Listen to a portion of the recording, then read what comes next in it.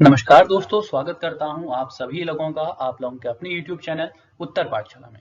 दोस्तों, आज की इस वीडियो में हम बात करने वाले हैं MCQ सीरीज फॉर वीडियो वीपीडियो, जो इस सीरीज का पार्ट 4 है। आप सभी लोगों को पता है कि हम लोग आप लोगों के लिए हर रात 8 बजे वीडियो वीपीडियो के लिए टारगेटेड क्वेश्चन सीरीज लेके आते हैं, जिसमें हम जो पूरा पैटर्न है आपका वीडियो वीपीडियो का, जैसा एग्जाम आपको 4 और 5 दिसंबर को एग्जाम हॉल में देखने के लिए मिलेगा, उसी प्रकार का एक एग्जाम पैटर्न हम आप लोगों के लिए इस सीरीज में बना के लेके आते हैं। और इस सीरीज के अंतर्गत दोस्तों हम लोग हर विषय की बात करते हैं, चाहे वो सब्जेक्ट आपका हिस्ट्री हो, पॉलिटी हो, इकोनॉमिक्स हो, ज्योग्राफी हो, या आपका उत्तराखंड हो, उत्तराखंड करंट अफेयर हो, उत्तराखंड हिस्ट्री हो, उत्तराखंड ज्योग्राफी हो, और आपका कंप्यूटर हो, तो सभी सब्जेक्ट से रिलेटेड हम अपने टारगेटेड क्वेश्चंस जो आपके वीडियो वीपीडियो एग्जाम के लिए इंपॉर्टेंट हो सकते हैं, उन सभी को लेके इस MCQ सीरीज के साथ हर रात 8 बजे उत्तर पाठशाला यूट्यूब चैनल पे आप लोगों से मिलते हैं। तो सबसे पहले दोस्तों, आप सभी लोग इस सेशन को लाइक कर देंगे और अपने सभी दोस्तों के साथ इस वीडियो को शेयर कर देंगे। और दोस्तों, आपने अगर अभी तक चैनल को सब्सक्राइब नहीं किया है तो उत्तर पाठशाला यूट्यूब चैनल को सब्सक्राइब कर लीजिए, और उसके बगल में जो बेल आइकन है उसे भी क्लिक करके उसका जो ऑल नोटिफिकेशन वाला जो आइकन है उसे सेट कर लीजिए, ताकि कल से भी रात 8 बजे जब ये MCQ series video video YouTube पे अपलोड हो तो आप सभी को एक नोटिफिकेशन मिल जाए, जिससे आप लोग इस सीरीज को रेगुलरली अपने एग्जाम तक देखते रहें। ये सीरीज आपको हर रात 8 बजे आपके एग्जाम से पहली रात तक आपको, यानी कि 3 दिसंबर रात 8 बजे तक लगातार हर रोज मिलते रहेगी दोस्तों। और इस सीरीज में हम बात कर रहे हैं उन सभी क्वेश्चंस के बारे में जो आपके वीडियो वीपीडियो एग्जाम्स के लिए बहुत ही ज्यादा इंपॉर्टेंट हो सकते हैं। ये इस सीरीज का पार्ट 4 है। इससे पहले 3 पार्ट हम इस सीरीज के कर चुके हैं, यानी कि 3 दिन पहले से ये सीरीज स्टार्ट हो चुकी थी। आज पार्ट 4 है। अगर आप लोगों ने पिछले पार्ट नहीं देखे हैं तो आप लोग इस वीडियो को देखने के बाद पिछले पार्ट भी जरूर देखिएगा, क्योंकि उनमें भी हमने बहुत ही इंपॉर्टेंट क्वेश्चंस के बारे में चर्चा की हुई है। और अगर आपको इस वीडियो का जो PDF है वो चाहिए होगा तो वो आपको मिलेगा हमारे टेलीग्राम चैनल और हमारे व्हाट्सएप ग्रुप में आपको देखने के लिए मिलेगा, और जिसके लिंक आपको डिस्क्रिप्शन बॉक्स में दिए गए हैं, जिनके माध्यम से आप टेलीग्राम और व्हाट्सएप ग्रुप दोनों को ज्वाइन करके इस MCQ सीरीज की PDF को भी डाउनलोड कर सकते हैं। तो चलिए दोस्तों, ज्यादा समय ना गंवाते हुए आज की सीरीज को स्टार्ट करते हैं। आज की सीरीज का जो पहला क्वेश्चन है वो ये रहा। आप लोगों का पहला क्वेश्चन है कि हड़प्पाकालीन स्थलों में अभी तक किस धातु की प्राप्ति नहीं हुई है। ए ऑप्शन है तांबा, बी स्वर्ण, सी चांदी और डी लोहा। तो आप लोगों को बताना है कि हड़प्पाकालीन जो स्थल हैं उनमें अभी तक किस धातु की प्राप्ति नहीं हुई है। 4 ऑप्शन आप लोगों के पास हैं, और इस क्वेश्चन के लिए जो राइट आंसर होगा वो होगा हमारा ऑप्शन नंबर डी, यानी कि जो लोहा है हमारा वो अभी तक हड़प्पाकालीन स्थलों से प्राप्त नहीं हुआ है। दोस्तों, हड़प्पाकालीन स्थलों से लोहा जो धातु है वो अभी तक प्राप्त नहीं हुई है। आप सभी लोग इसको ध्यान में रखेंगे, क्योंकि ऐसा माना जाता है कि हड़प्पाकालीन जो लोग थे वो लोहे से परिचित नहीं थे। बाकी तांबा, स्वर्ण और चांदी अभी तक मिल चुके हैं। अगले क्वेश्चन की बात करें तो अगला क्वेश्चन ये रहा कि फाहियान द्वारा रचित ग्रंथ फोकुओकी में निम्न में से किसका विवरण नहीं मिलता है। ए ऑप्शन है बौद्ध धर्म के सिद्धांतों का, बी ऑप्शन है बौद्ध राज्यों का, सी ऑप्शन है गौतम बुद्ध के उपदेशों का, और डी ऑप्शन है आपका बौद्ध मंदिरों, स्तूपों एवं विहारों का। तो आपको बताना है कि जो फाहियान द्वारा रचित ग्रंथ है फोकुओकी, उसमें इनमें से किसका जो विवरण है नहीं मिलता है। ठीक है, तो अगर इस क्वेश्चन के राइट आंसर की मैं बात करूं तो इस क्वेश्चन का जो राइट आंसर होगा वो होगा ऑप्शन नंबर ए, यानी कि जो फाहियान द्वारा रचित ग्रंथ फोकुओकी है उसमें बौद्ध धर्म के सिद्धांतों का जो विवरण है वो हमें देखने के लिए नहीं मिलता है। बाकी बौद्ध राज्यों का, गौतम बुद्ध के उपदेशों का, बौद्ध मंदिरों, स्तूपों और विहारों का फोकुओकी जो फाहियान द्वारा लिखा गया है उसमें इन चीजों का विवरण मिलता है। बस बौद्ध धर्म के सिद्धांतों का उसमें विवरण नहीं मिलता है। आगे बात करते हैं नेक्स्ट क्वेश्चन की। नेक्स्ट क्वेश्चन ये रहा कि प्रतिहार स्वयं को किसका वंशज मानते थे। जो राम के प्रतिहार यानी कि द्वारपाल थे, यानी कि जो प्रतिहार हैं वो प्रतिहार जो है राम के द्वारपाल हैं, तो वो खुद को किसका वंशज मानते थे, आपने ये बताना है। ए ऑप्शन है सूर्य का, बी ऑप्शन है चंद्र का, सी ऑप्शन है लक्ष्मण का, और डी है इनमें से कोई नहीं। आपको बताना है कि जो प्रतिहार हैं वो स्वयं को किसका वंशज मानते थे, और इस क्वेश्चन का जो राइट आंसर होगा वो होगा आपका ऑप्शन नंबर सी, यानी कि लक्ष्मण। जो यानी कि जो प्रतिहार हैं वो स्वयं को लक्ष्मण का वंशज मानते थे। और जो गुर्जर प्रतिहार राजवंश की जो स्थापना हुई थी दोस्तों, ये आप सभी लोग ध्यान में रखेंगे कि नागभट्ट ने 725 ईस्वी में गुर्जर प्रतिहार वंश की स्थापना करी थी। ठीक है, आगे बात करते हैं अगले क्वेश्चन की। अगला क्वेश्चन ये रहा कि शिवाजी महाराज ने मुगलों को किस संधि के द्वारा किलों को सत्तांतरित किया था? ए चित्तौड़, बी पुणे, सी पुरंदर या डी तोरण। आपको बताना है कि इन चारों में से जो शिवाजी महाराज थे उन्होंने किस संधि के द्वारा मुगलों को किलों का सत्तांतरित किया था। और इस क्वेश्चन का जो राइट आंसर है वो है ऑप्शन नंबर सी, यानी कि शिवाजी महाराज और मुगलों के बीच पुरंदर की संधि हुई थी, जिसके माध्यम से उन्होंने जो उनके किले थे वो मुगल सत्ता को सत्तांतरित किए थे। ठीक है, आगे बात करते हैं अगले क्वेश्चन की। अगला क्वेश्चन ये रहा कि बक्सर के युद्ध, यानी कि जो बक्सर का युद्ध है 1764 का, के समय दिल्ली का शासक कौन था? आप लोगों को बताना है। ए ऑप्शन है आपका औरंगजेब, बी ऑप्शन है शाह आलम प्रथम, सी ऑप्शन है बहादुर शाह जफर और डी ऑप्शन है आपका शाह आलम द्वितीय। तो आपको बताना है कि जो बक्सर का युद्ध 1764 में लड़ा गया था उस समय दिल्ली का शासक कौन था। और इस क्वेश्चन का जो राइट आंसर हो जाएगा वो होगा आपका ऑप्शन नंबर डी, यानी कि शाह आलम द्वितीय। बक्सर का युद्ध 1764 जब लड़ा जा रहा था वो दिल्ली की राजगद्दी पर बैठा हुआ था, तो शाह आलम द्वितीय आप लोग अपने ध्यान में रखेंगे। आगे बात करते हैं नेक्स्ट क्वेश्चन की। तो नेक्स्ट क्वेश्चन ये रहा कि 1857 की क्रांति का चिन्ह क्या निश्चित किया गया था? आप लोगों को बताना है।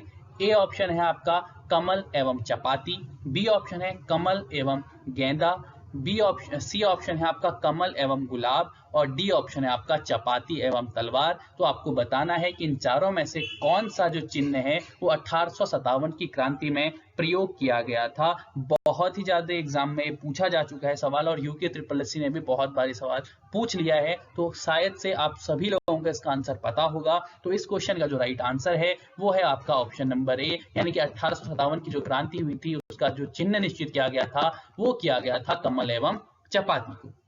ठीक है, आगे बात करते हैं अगले क्वेश्चन की। अगला क्वेश्चन ये रहा कि मिश्रित धातुओं और सिलिकेटों से बनी धरती की परत क्या कहलाती है? SSC 2013 में पूछा गया सवाल है। ए ऑप्शन है आपका सीएल, बी ऑप्शन है साइमा, सी ऑप्शन है प्रावार और डी ऑप्शन है आपका नीफे। तो आपको बताना है कि इन चारों में से जो मिश्रित धातुओं और सिलिकेटों से बनी धरती की परत होती है वो क्या कहलाती है। आपको पता होगा कि धरती की भिन्न भिन्न परतें होती हैं जिनके अलग अलग नाम होते हैं, तो आपको बताना है कि मिश्रित धातुओं और सिलिकेटों से बनी धरती की परत क्या कहलाती है। और इस क्वेश्चन का जो राइट आंसर है वो है आपका ऑप्शन नंबर ए, यानी कि जो मिश्रित धातुओं और सिलिकेटों से बनी परत होती है वो कहलाती है आपकी सीएल कहलाती है, और पृथ्वी की परत की ऊपरी संरचना को ये कहा जाता है सीएल। ठीक है, आगे बात करते हैं अगले क्वेश्चन की। अगला क्वेश्चन ये रहा कि थीन बांध जो है वो किस नदी पर बनाया गया है? ए ऑप्शन है आपका रावी, बी ऑप्शन है व्यास, सी ऑप्शन है झेलम और डी ऑप्शन है चिनाब। तो आपको बताना है कि इसमें से जो थीन बांध है वो किस नदी पर बनाया गया है। मैं आपसे बार बार कह रहा हूं कि जो नदियों पर बांध बनाए गए हैं, उन पर जो परियोजनाएं चल रही हैं, उत्तराखंड के अंदर जो नदियां बह रही हैं, उनके किनारे अवस्थित शहर हैं, उन्हें आप जरूर पढ़ के जाएंगे। ये इससे आपका एक ना एक क्वेश्चन आना तय आप मान के चलिए कि इससे आएगा ही आएगा। तो इस क्वेश्चन की अगर मैं राइट आंसर की बात करूं तो थीन बांध जो है वो आपका बनाया गया है रावी नदी के ऊपर। तो रावी नदी के ऊपर क्या बनाया गया है? थीन बांध। ये बात आप लोग अपने ध्यान में रखेंगे। जो थीन बांध है इसका जो निर्माण हुआ था 1982 में शुरू हुआ था और 1999 में ये बनकर पूरा हुआ था। ठीक है, आगे बात करते हैं अगले क्वेश्चन की। अगला क्वेश्चन ये रहा कि निम्नलिखित में से कौन सुमेलित नहीं है? ए ऑप्शन लोकटक झील मणिपुर में है, ये सुमेलित है या नहीं है आपने बताना है।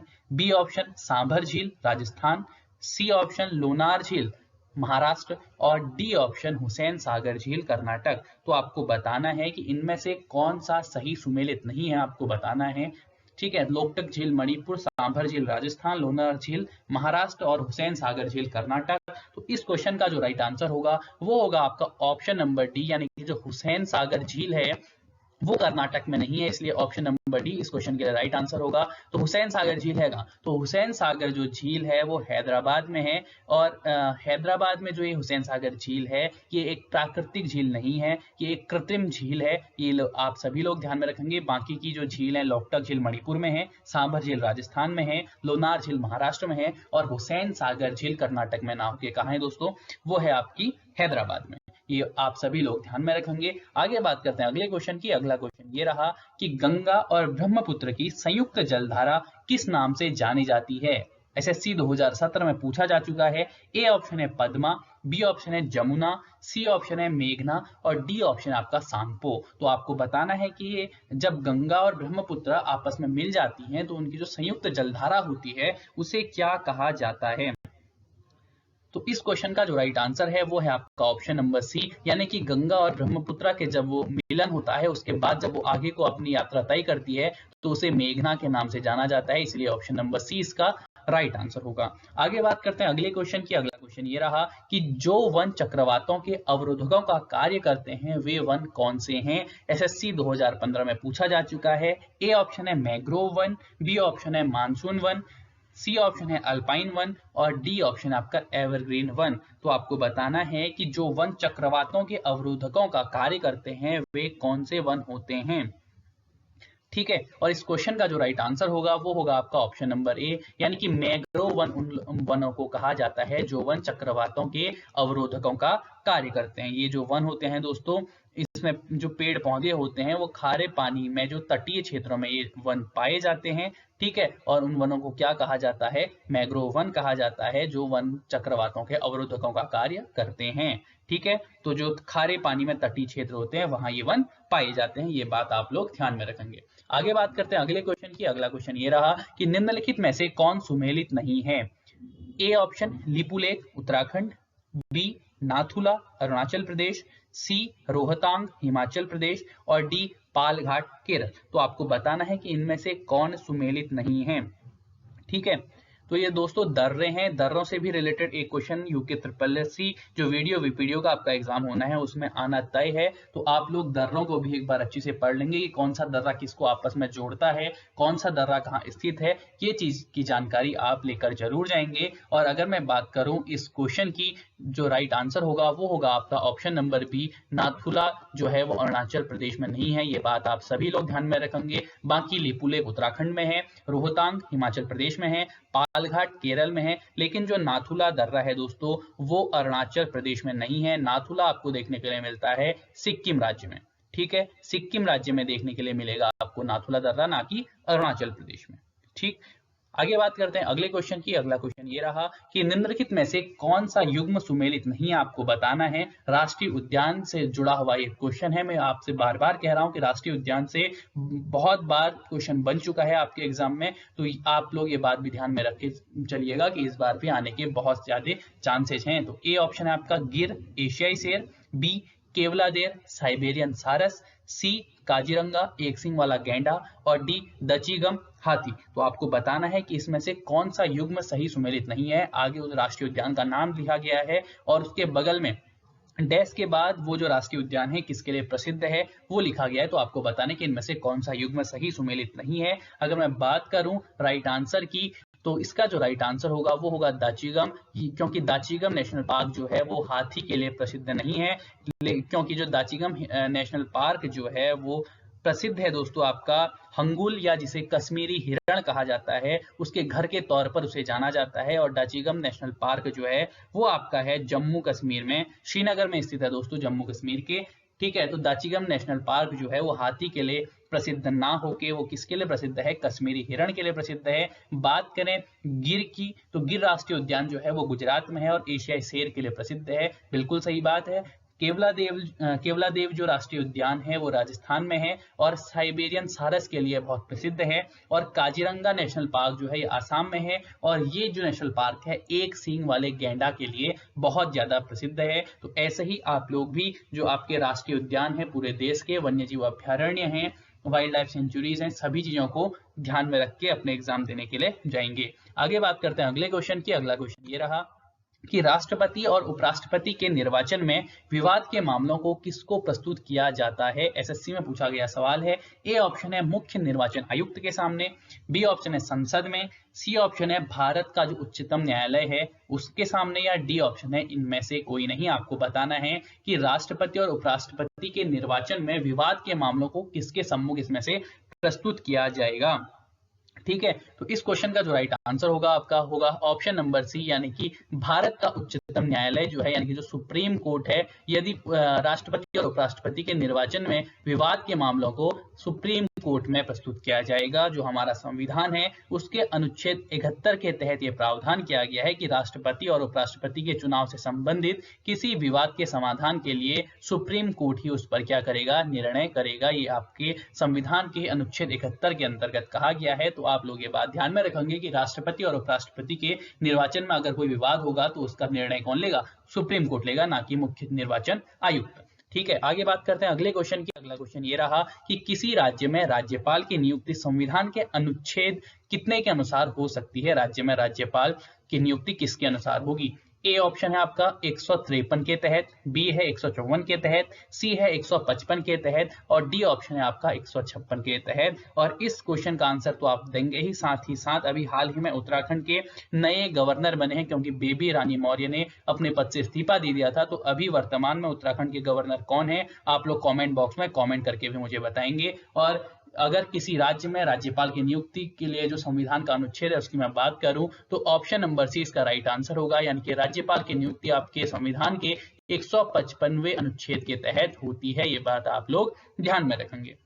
और जो राज्यपाल है उसकी नियुक्ति किसके द्वारा की जाती है, ये बात भी आप लोगों को पता होनी चाहिए कि राज्यपाल की नियुक्ति हमेशा राष्ट्रपति के द्वारा ही की जाती है। आप लोग अभी वर्तमान में उत्तराखंड के कौन गवर्नर बने हैं उनका जो नाम है कमेंट बॉक्स में कमेंट करके बताएंगे। ठीक है, आगे बढ़ते हैं अगले क्वेश्चन की ओर। अगला क्वेश्चन ये रहा कि निर्वाचन आयोग का चेयरमैन कौन होता है। ए ऑप्शन है राष्ट्रपति, बी है उपराष्ट्रपति, सी है प्रधानमंत्री और डी ऑप्शन आपका मुख्य निर्वाचन आयुक्त। तो आपको बताना है कि जो निर्वाचन आयोग है उसका चेयरमैन कौन होता है। ठीक है, और अगर मैं इस क्वेश्चन के राइट आंसर की बात करूं तो इस क्वेश्चन का जो राइट आंसर है वो है ऑप्शन नंबर डी, यानी कि मुख्य निर्वाचन आयुक्त जो है वो निर्वाचन आयोग का चेयरमैन होता है, यानी कि अध्यक्ष होता है कौन, मुख्य निर्वाचन आयुक्त। आगे बढ़ते हैं अगले क्वेश्चन की ओर। अगला क्वेश्चन ये रहा कि संविधान में जन स्वास्थ्य एवं स्वच्छता तथा अस्पताल एवं औषधालय किस सूची में आते हैं। ए ऑप्शन है समवर्ती सूची, बी ऑप्शन है राज्य सूची, सी ऑप्शन है केंद्र सूची और डी ऑप्शन है आपका किसी सूची में नहीं। तो आपको बताना है कि इसमें से जो संविधान में जन स्वास्थ्य एवं स्वच्छता तथा अस्पताल एवं औषधालय जो है किस सूची में आएंगे, और इसका जो राइट आंसर हो जाएगा वो होगा आपका ऑप्शन नंबर बी, यानी कि राज्य सूची में ये सभी विषय आएंगे। आप लोगों को पता होगा कि 3 सूचियां होती हैं, केंद्र सूची, समवर्ती सूची और राज्य सूची, और जन स्वास्थ्य एवं स्वच्छता तथा अस्पताल एवं औषधालय आपके राज्य सूची के अंतर्गत आने वाले विषय हैं। एसएससी में पूछा गया सवाल था। आगे बढ़ते हैं अगले क्वेश्चन की ओर। अगला क्वेश्चन ये रहा कि अब तक कितने व्यक्ति भारत के उप प्रधानमंत्री पद पर नियुक्त हुए हैं। आपका ए ऑप्शन है 3, बी ऑप्शन है 5, सी ऑप्शन है 7 और डी ऑप्शन है आपका 0। तो आपको बताना है कि अब तक कितने व्यक्ति भारत के उप प्रधानमंत्री पद पर नियुक्त हुए हैं। ठीक है, तो अगर इसमें राइट आंसर की मैं बात करूं तो वह है आपका ऑप्शन नंबर सी, यानी कि जो 7 व्यक्ति जो हैं अभी तक भारत के उप प्रधानमंत्री पद पर नियुक्त हो चुके हैं। वर्तमान में प्रधानमंत्री हैं हमारे नरेंद्र मोदी जी, लेकिन उनके पास अभी उनके नीचे जो है उप प्रधानमंत्री का कोई पद अभी नहीं है। अभी तक जो हमारे उप प्रधानमंत्री बने हैं वो 7 उप प्रधानमंत्री बने हैं, और उप प्रधानमंत्री के लिए जो है हमारे संविधान में कोई व्यवस्था नहीं की गई है, यानी कि जो उप प्रधानमंत्री का पद है एक संवैधानिक पद नहीं है। और इसके बावजूद भी दोस्तों समय समय पर इस पद की जो उस समय के प्रधानमंत्री थे उनके द्वारा व्यवस्था की जाती रही है। सबसे पहले जो हमारे उप प्रधानमंत्री बने थे, जब हमारे सबसे पहले प्रधानमंत्री जो हमारे बने थे पंडित जवाहरलाल नेहरू, उनके समय में बनाया गया था सरदार वल्लभ भाई पटेल जी को। उनके बाद बने थे मोरारजी देसाई, उसके बाद जगजीवन राम, उसके बाद चौधरी चरण सिंह, उसके बाद वाई.वी. चहवाड़, उसके बाद चौधरी देवीलाल चौधरी, और उसके बाद जो है लास्ट नंबर के जो हमारे उप प्रधानमंत्री बने थे वो बने थे आपके लाल कृष्ण आडवाणी। लाल कृष्ण आडवाणी जी जब हमारे उप प्रधानमंत्री बने वो हमारे लास्ट यानी कि 7वें नंबर के उप प्रधानमंत्री थे। उसके बाद भारत में अभी तक कोई उप प्रधानमंत्री नहीं बने। तो लास्ट नंबर के जो उप प्रधानमंत्री थे वो लाल कृष्ण आडवाणी थे, और फर्स्ट नंबर के जो उप प्रधानमंत्री थे हमारे वो थे सरदार वल्लभ भाई पटेल, और अभी तक 7 उप प्रधानमंत्री नियुक्त हो चुके हैं। ये बात आप लोग ध्यान में रखेंगे। आगे बात करते हैं अगले क्वेश्चन की। अगला क्वेश्चन ये रहा कि राष्ट्रीय ग्रामीण स्वास्थ्य मिशन कब शुरू हुआ था। ए ऑप्शन है आपका जून 2012, बी ऑप्शन है मई 2010, सी ऑप्शन है आपका अप्रैल 2010 और डी ऑप्शन है आपका अप्रैल 2005। तो आपको बताना है कि इसमें से जो राष्ट्रीय ग्रामीण स्वास्थ्य मिशन है वो कब शुरू हुआ था। ठीक है। नेशनल रूरल हेल्थ मिशन जो है, राष्ट्रीय ग्रामीण स्वास्थ्य मिशन जो शुरू हुआ था, वो हुआ था आपका अप्रैल 2005 में। ये बात आप लोग ध्यान में रखेंगे कि राष्ट्रीय ग्रामीण स्वास्थ्य मिशन जो है आपका अप्रैल 2005 में शुरू हुआ था। ठीक है, आगे बात करते हैं अगले क्वेश्चन की। अगला क्वेश्चन ये रहा कि एशियन ड्रामा जो है वो किसकी पुस्तक है, आप लोगों को बताना है। ए ऑप्शन है आपका B.S. मिन्हास, बी ऑप्शन है J.M. कीन्स, सी ऑप्शन है गुन्नार मेडल और डी ऑप्शन है आपका डेविड रिकार्डो। तो आपको बताना है कि एशियन ड्रामा जो पुस्तक है वो किसकी पुस्तक है, आप लोगों को बताना है। और इसका जो राइट आंसर है वो है आपका ऑप्शन नंबर सी, यानी कि गुन्नार मेडल की ये पुस्तक है एशियन ड्रामा। और गुन्नार मेडल जो हैं वो जो हमारे लेखक हैं उन्हें एक बार नोबेल पुरस्कार विजेता भी ये रह चुके हैं और इनकी पुस्तक है दोस्तों एशियन ड्रामा। ठीक है, आगे बात करते हैं अगले क्वेश्चन की। अगला क्वेश्चन ये रहा कि भारत में ऊर्जा उत्पादन के लिए निम्नलिखित में से कौन सा प्रमुख कच्चा पदार्थ है। एसएससी 2016 में पूछा गया क्वेश्चन है। ए ऑप्शन है आपका खनिज तेल, बी ऑप्शन है आपका प्राकृतिक गैस, सी ऑप्शन है यूरेनियम और डी ऑप्शन है कोयला। तो आपको बताना है कि भारत में ऊर्जा उत्पादन के लिए निम्नलिखित में से कौन सा प्रमुख कच्चा पदार्थ है। ठीक है, तो जो ऊर्जा उत्पादन के लिए प्रमुख कच्चा पदार्थ भारत में उपलब्ध है वो है दोस्तों आपका कोयला। तो कोयला जो है भारत में ऊर्जा उत्पादन के लिए प्रमुख कच्चा पदार्थ है जो भारत में पाया जाता है। यही कारण है कि हाल में जब कोयला जो संकट आया था भारत के ऊपर, आपने न्यूज़ में सुना होगा कि कोयले की कमी भारत में होने लगी थी, उसके बाद से ही हमारी जो घर की इलेक्ट्रिसिटी आती है उसमें बहुत ज्यादा आपको कट डाउन देखने के लिए मिले होंगे, बार बार बिजली काटी जा रही थी। यही कारण है कि कोयले की अगर कमी आती है भारत में तो ऊर्जा उत्पादन का वो प्रमुख सोर्स है और उसकी कमी आने पर बहुत सारी ऊर्जा क्षेत्र वाली जो कंपनी है उन्हें जो है जो अपनी डिलीवरियां देते हैं अपने ऊर्जा क्षेत्र में वो अच्छी से नहीं दे पाते। ठीक है, आगे बात करते हैं अगले क्वेश्चन की। अगला क्वेश्चन ये रहा कि निम्नलिखित में से कौन सा युग्म समूह सत्य नहीं है। ए ऑप्शन है आपका शिव कुमार शर्मा संतूर, बी ऑप्शन है हरि प्रसाद चौरसिया बांसुरी, सी ऑप्शन है आपका बिस्मिल्लाह खान तबला और डी ऑप्शन है आपका पंडित रविशंकर सितार।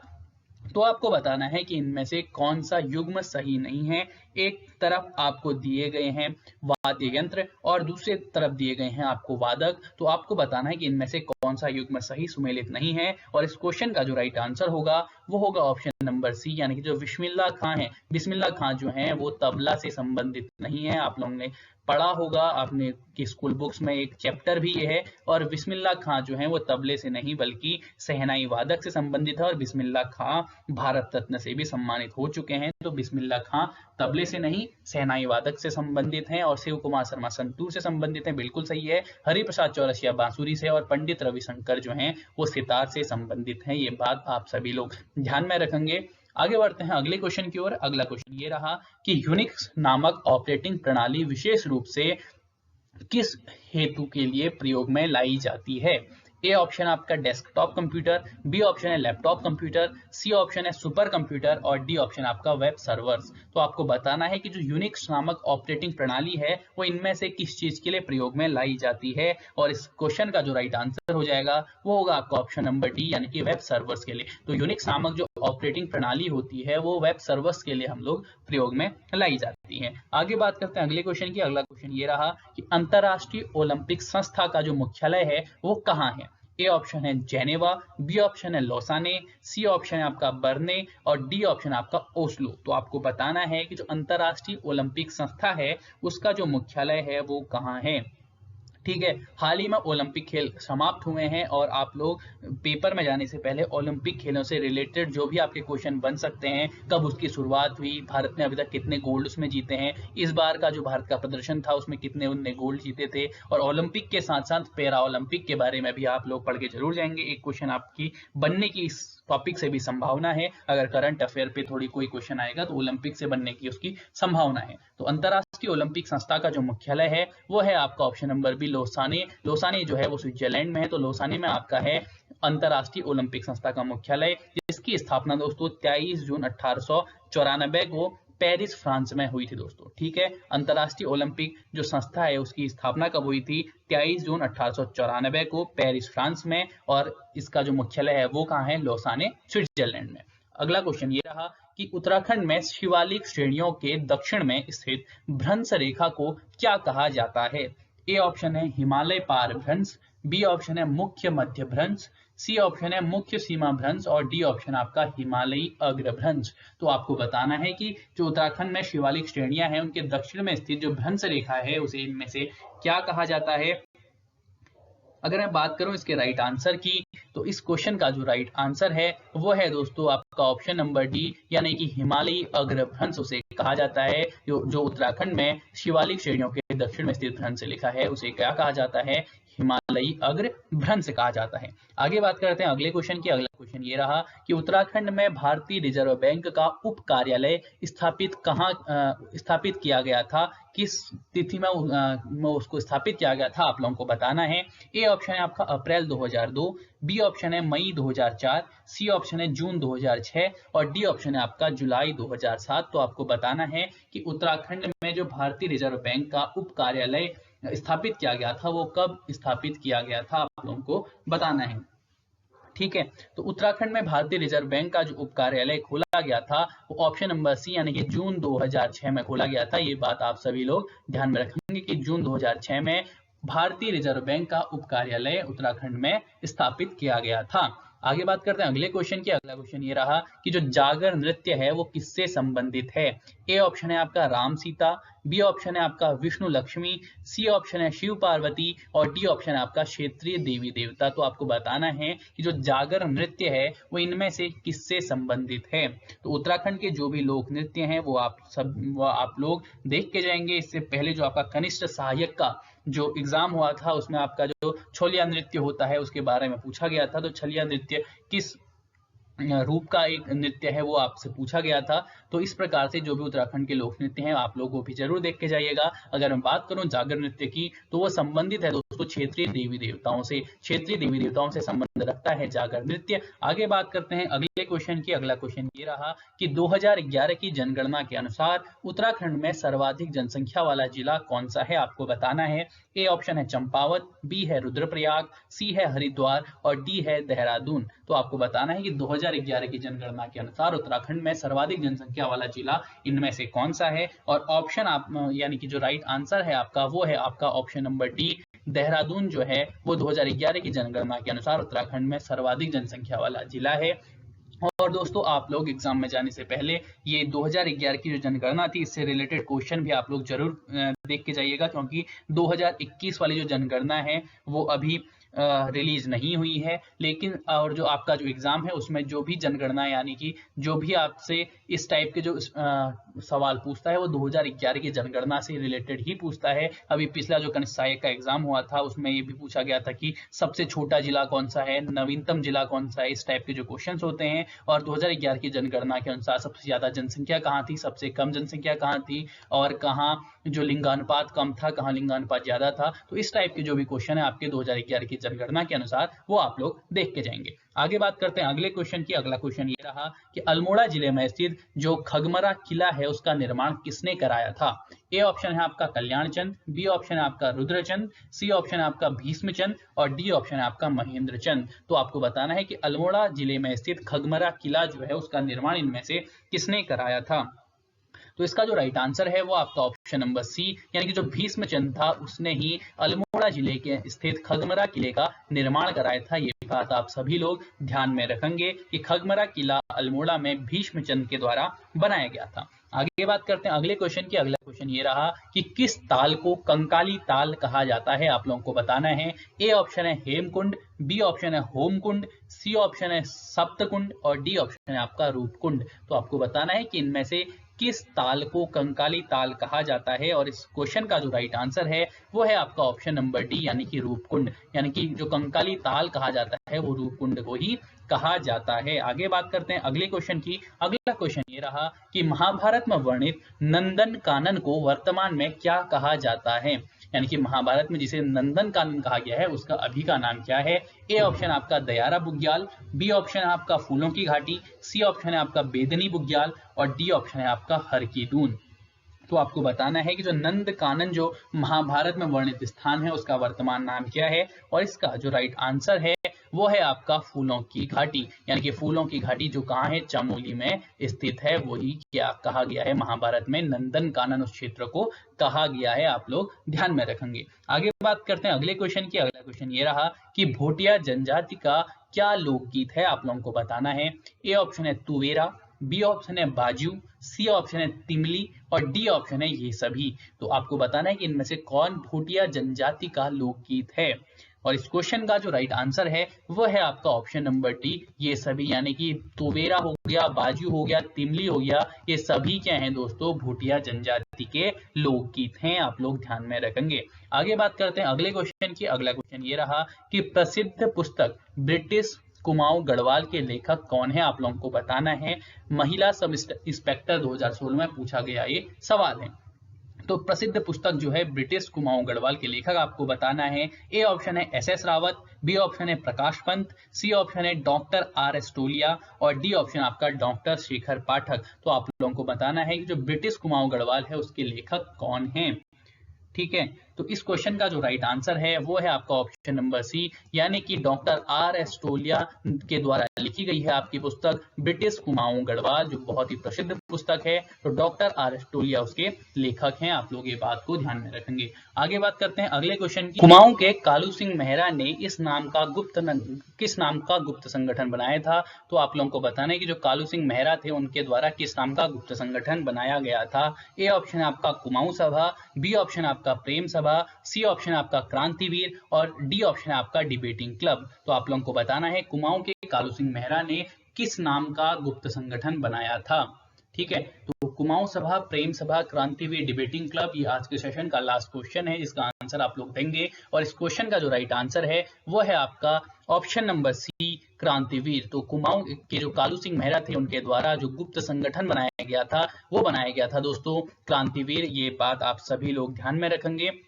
और ये ही क्वेश्चन इससे रिलेटेड, क्रांतिवीर और कालू सिंह मेहरा से रिलेटेड क्वेश्चन अभी वर्तमान में जो कनिष्ठ सहायक का एग्जाम हुआ था उसमें भी पूछा जा चुका है। तो ये सवाल आप लोग ध्यान में रखेंगे कि कुमाऊं के कालू सिंह मेहरा ने जो अपना गुप्त संगठन बनाया था वो बनाया था आपका क्रांतिवीर। आप लोग ये बात ध्यान में रखेंगे। तो ये था दोस्तों आज का जो एमसीक्यू सेशन जो था आप लोगों के 4 और 5 दिसंबर को होने वाले वीडियो एग्जाम के लिए। तो आप लोगों को ये जो सेशन है वो कैसा लगा हमें कमेंट बॉक्स में जरूर बताइएगा, और इससे रिलेटेड कोई डाउट अगर आपको हो तो वो भी आप हमें कमेंट बॉक्स में कमेंट करके जरूर बताइएगा।